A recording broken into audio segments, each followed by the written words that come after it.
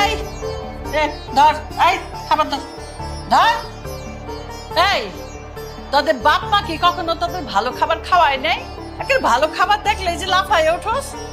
আমার পোলা যেই কইলো ভাবি বসেন আমাদের সাথে খাইতে বসেন, আর অমনেই উঠলি লাভ দিয়া খাইতে বসার জন্য। তোদের স্বামীরা কয় টাকা ইনকাম করে রে? যেই রকম ইনকাম করে সেই রকম খাবার খাবি, অত ভালো ভালো খাবারের চিন্তা করবি না। আমার ছোট পোলা লক্ষ লক্ষ টাকা ইনকাম করে, আমার এই মাসে কত টাকা দেয়। আমি আমার ছোট ছেলের জন্য বাজার থেকে চিংড়ি মাছ, ইলিশ মাছ সব আনাইছি।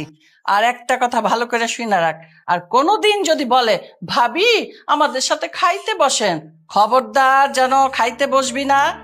মা, আমরা তো খেতে চাইনি। মিরাজ আমাদেরকে এত করে বলছিল, তাই ওর মন রক্ষার্থে বসছিলাম, কিন্তু আপনি ইশারা দেওয়াতে তো আমরা না করে দিছি। আমি ইশারা করাতেই তো তোরা বসতে পারলি না। যদি আমি ইশারা না করতাম তাহলে কি করতি? পয়সা পড়তি খাওয়ার জন্য। তোদের তো আমি ভালো করে চিনি, ভালো খাবার দেখলে একবার লোভ সামলাইতে পারস না, লোল পরে লোল।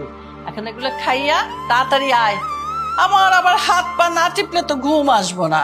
মা, এই যে প্রতিদিন বাসায় এত ভালো ভালো রান্না হয়, কিন্তু আপনি সেই আমাদেরকে প্রত্যেক দিন বাসি খাবার দেন।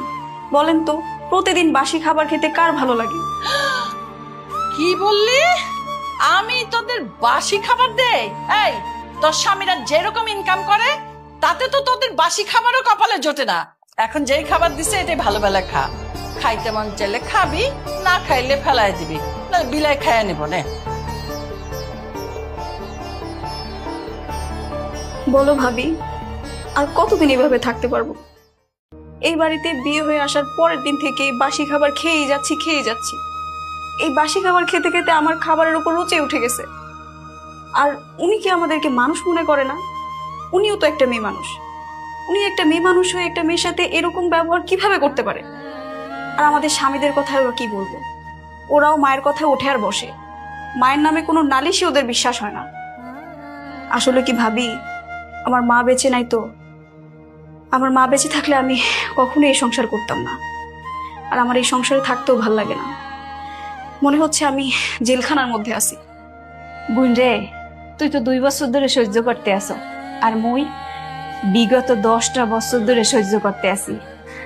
এখন তো তাও এই যে বাসি খাওন খাইতে পারতেছি। এমনও দিন গেছে জানোস, দিনে 1 ফির খালি মুড়ে খাওন দিছে, তাও কিছু কইতে পারতাম না। সব কিছু মুখ বুঝে সহ্য করা লাগতো। কে জানোস, বিয়ের সময় মোর আব্বাই কইছিলে 10 ভরি সোনা দেবে, কিন্তু বিয়ের পরপরই না আব্বাই অসুস্থ হয়ে পড়ছে। ওই সোনা আর দিতে